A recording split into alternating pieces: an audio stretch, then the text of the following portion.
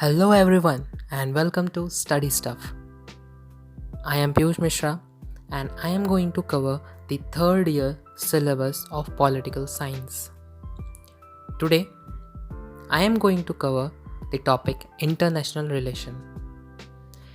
इस वीडियो के 3 पार्ट बनेंगे और तीनों पार्ट इस पूरे चैप्टर में कवर होगा. आज का जो हमारा टॉपिक रहेगा वो रहेगा इंटरनेशनल रिलेशन, उसका meaning, definitions and difference between international relation and international politics. Here we go. International relation, अगर मैं इसका बेसिक मतलब निकालता हूँ तो इसका मतलब यही है कि एक पर्टिकुलर नेशन का अदर नेशन के साथ क्या रिलेशंस हैं, चाहे वो वॉर के रिलेशन हो, चाहे वो पीस के रिलेशन हो, चाहे वो ट्रेड के रिलेशन हो, चाहे वो डिप्लोमेसी के रिलेशन हो. अगर इसको मैं एक लाइन में डिफाइन करूं तो it is a study of interconnectedness of politics, economics and law at global level. अब जो टर्म है वो यूज़ किया गया था सबसे पहले 1880 में. यूनेस्को नॉमेनक्लेचर 1998 के अंदर इंटरनेशनल रिलेशन को पॉलिटिकल साइंस का ही एक पार्ट बताया गया है. बट इन प्रैक्टिस हम लोग इसको दोनों तरीके से पढ़ सकते हैं, that is as a sub field of political science और एज एन इंडिपेंडेंट डिसिप्लिन. अब इंटरनेशनल रिलेशन डील करता है war, military alliances, diplomacy, trade, cooperation and peace. Goldstein और पेवहाउस ने अपने बुक इंटरनेशनल रिलेशन में लिखा है, the field of international relation concern the relationship among the world's government but can not be understood in isolation. They are closely connected with other actors such as intergovernmental organisation, multinational companies and individuals, with other social structures including economics, culture and domestic politics, and with geographical and historical influences. These elements together power the central trend in international relation today, that is globalization.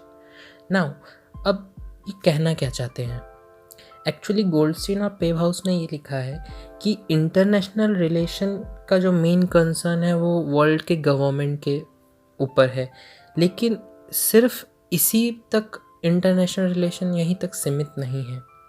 ये जो international relation है ये बाकी सारे जो छोटे मोटे actors हैं उससे भी इंटरकनेक्टेड है, जो कि है inter governmental organisation, multinational companies और इंडिविजुअल्स, और उसके साथ कुछ सोशल स्ट्रक्चर्स भी उनके साथ जुड़े हुए हैं, जैसे कि economic, culture, domestic politics, geographical और हिस्टोरिकल इन्फ्लुएंसेस. और ये सारे एलिमेंट आज के टाइम में मिल के इस पूरे इंटरनेशनल रिलेशन को चला रहे हैं, जिसको हम ग्लोबलाइजेशन बोलते हैं. अब जो हम बात करने जा रहे हैं वो है इंटरनेशनल रिलेशन और इंटरनेशनल पॉलिटिक्स के बीच का डिफरेंस. तो इंटरनेशनल रिलेशन को पहले समझते हैं कि इंटरनेशनल रिलेशन जो है वो हर एक, जितने भी रिलेशन हैं एक स्टेट और सिटीज़न के बीच में, उन सब का समअप है, चाहे वो पीस और वॉर रिलेटेड बातें हों, चाहे वो लीगल या कल्चरल रिलेटेड बातें हों. इंटरनेशनल रिलेशन के अंदर बोथ रिलेशन आते हैं, ऑफिशियल एंड नॉन ऑफिशियल. मतलब समझाता हूँ कि एक तरह से ऑफिशियल रिलेशन कौन से होंगे. अगर मैं बोलूँ कि कोई एक प्रेस कॉन्फ्रेंस बनाया गया है 2 वर्ल्ड लीडर के बीच में, तो दैट इज़ ऑफिशियल रिलेशनशिप. और मैं अगर बोलूँ कि मैं आज जा रहा हूँ अमेरिका किसी से मिलने के लिए, that is also included and described as international relation. Now, third point is the study of international relation involve a scientific approach with other subject like sociology और anthropology. जैसे कि anthropology, sociology हर एक में scientific approach लिया जाता है, जिसमें हम behavior को, हर एक चीज़ को देखते हुए study करते हैं. तो ऐसे इंटरनेशनल रिलेशन को भी स्टडी किया जाता है.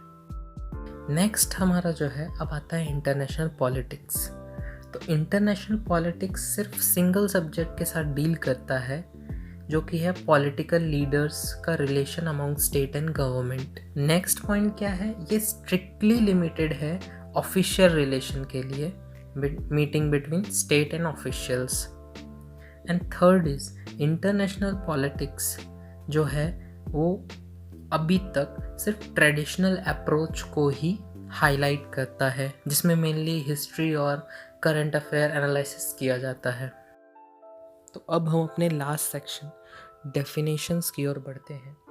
तो सबसे पहला डेफिनेशन जो दिया है वो पाल्मर और पर्किन ने दिया है।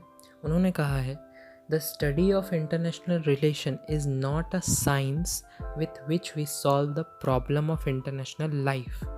At its best, it is an objective and a systematic approach to those problems.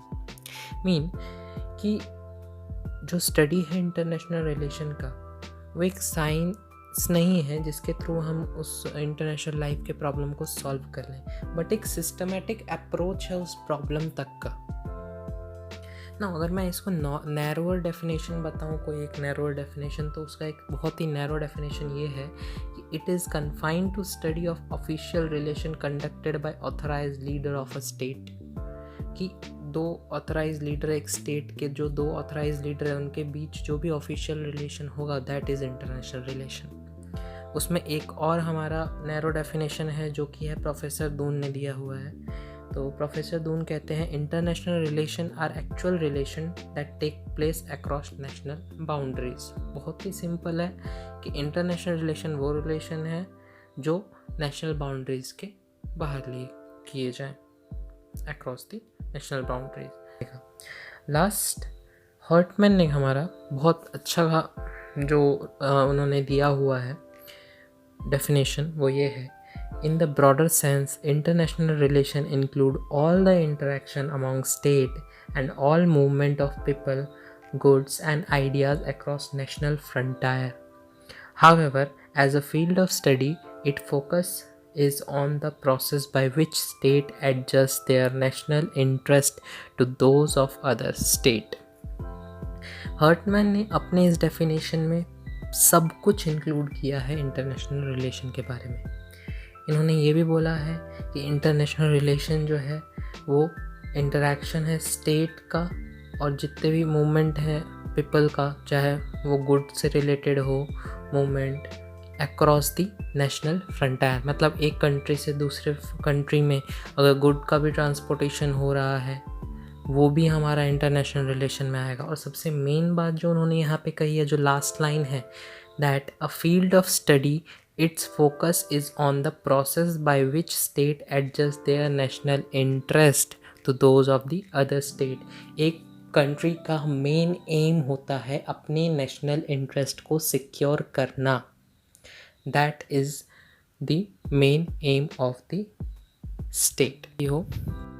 और अगर आपको ये वीडियो बहुत अच्छी लगी तो प्लीज़ इस चैनल को सब्सक्राइब करें, इस वीडियो को शेयर करें और लाइक करें। Thank you so much.